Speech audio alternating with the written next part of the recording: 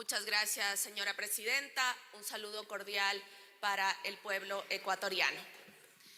Quiero recordar que este importantísimo proyecto de ley lo tratamos en el periodo pasado en la Comisión de los Trabajadores, de la cual yo era integrante.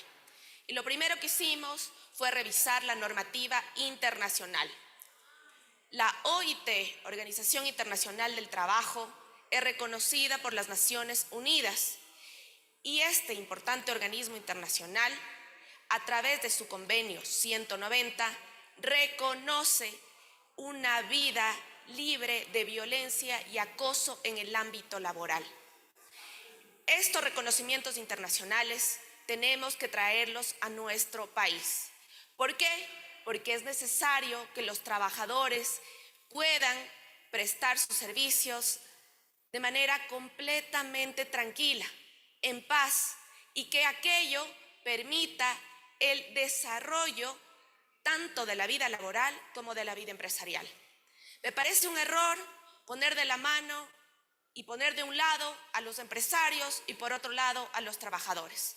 Ese no es el objetivo de este proyecto de ley. Los empresarios y los trabajadores no son enemigos. Los empresarios y los trabajadores quieren un mejor país, quieren crecer económicamente y quieren derechos. Y por ello es importante garantizar, por un lado, que los trabajadores puedan brindar sus servicios, trabajar con libertad y sin violencia, protegidos por un Estado responsable, y por otro lado, que los empresarios también puedan seguir creciendo en sus ganancias sin dejar de lado el respeto a los derechos de los trabajadores. No son enemigos, son parte de un mismo sistema que merece el apoyo total del Estado.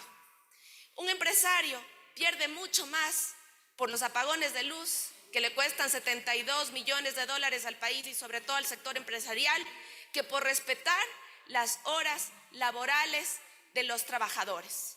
Son 8 horas la jornada laboral que tiene que respetarse. Fuera de esta jornada laboral, todo lo que pretenda quitarle al trabajador el derecho al descanso, el derecho a la familia y muchas veces, en el caso de las mujeres, el derecho al cuidado, es acoso laboral. Más aún cuando a los trabajadores se les amenaza con el despido por el hecho de utilizar las horas que son para la familia y que son para sí mismo como un derecho. Recordemos que los derechos de los trabajadores son producto de luchas históricas que han garantizado que todos los ecuatorianos, trabajadores, incluidos los asambleístas, tengamos derecho a vacaciones, tengamos derecho a una jornada laboral y tengamos derecho a un salario digno. Y eso es lo que está en juego en este proyecto de ley. Que los derechos laborales son derechos progresivos, no regresivos. Y esto lo entendió muy bien el pueblo ecuatoriano, que en la consulta popular del 21 de abril dijo que nosotros, los ecuatorianos, volvemos a reafirmar que los derechos laborales son irrenunciables y que nos negamos al trabajo por horas, que nos negamos a cualquier tipo de retroceso de índole laboral. Esta Asamblea Nacional tiene que escoger estar del lado de los trabajadores, de los empresarios y del desarrollo, siempre y cuando se garanticen los derechos, o estar del lado de unas élites, de 10 familias a lo mucho, que se opondrán a que todos trabajemos bajo un paraguas de derechos. Nosotros tenemos que garantizar que el trabajo que hace esta Asamblea Nacional, a través de normativas que garantizan derechos humanos y derechos laborales, no se vea vulnerado por un veto. Un veto que efectivamente busca lo contrario a lo que dicen las normas internacionales, que es garantizar los derechos de todas y todos.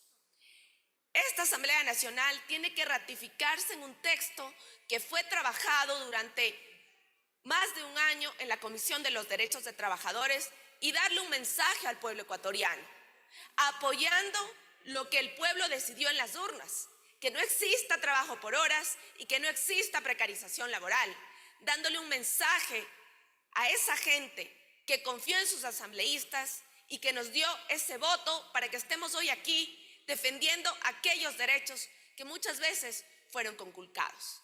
Señora presidenta, señores asambleístas, tenemos que ratificarnos y con 92 votos garantizar esos derechos laborales que han peleado miles de trabajadores en la historia. Y quiero aprovechar el cerrar mi intervención reconociendo que el 6 de mayo se cumplieron 100 años de la fábrica Imbabura. Y en Imbabura efectivamente nacieron los primeros movimientos sindicales de aquellos trabajadores que pelearon para que se garantice un derecho al trabajo digno, a una remuneración y que no exista precarización laboral. Y luego de que varios empresarios trataron de esclavizar a estos trabajadores, se dio una huelga y luego terminó cerrándose esa fábrica. Y el mensaje es que cuando los trabajadores y los empleadores no se ponen de acuerdo para sacar adelante el país y cuando los empleadores tratan de usar la fuerza para mermar los derechos de los trabajadores, no va a haber nada positivo.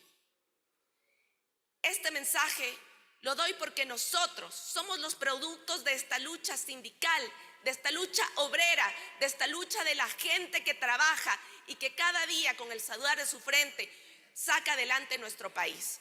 No podemos retroceder en las conquistas laborales. Nuestro objetivo es seguir avanzando y lograr que cada día los trabajadores de la patria, los descamisados, como decía Evita Perón, tengan derechos y puedan vivir con libertad y con dignidad. Gracias, señora presidenta.